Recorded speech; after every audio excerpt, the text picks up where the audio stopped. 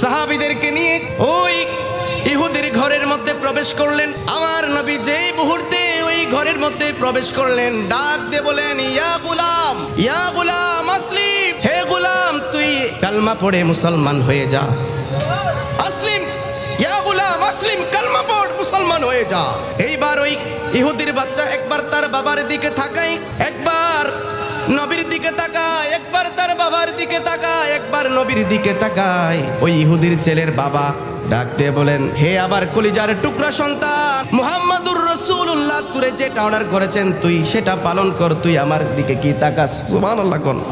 কারণ এতদিন যে নবীর গোলামিতে ছিল, ছেলে তো বাবাকে সব ট্রান্সফার করেছেন, নবীর আদর্শ সব বাবার কাছে বলেছিলেন। সাথে সাথে ওই ইহুদির বাচ্চাও পড়ে নিলেন লা ইলাহা ইল্লাল্লাহু মুহাম্মাদুর রাসূলুল্লাহ।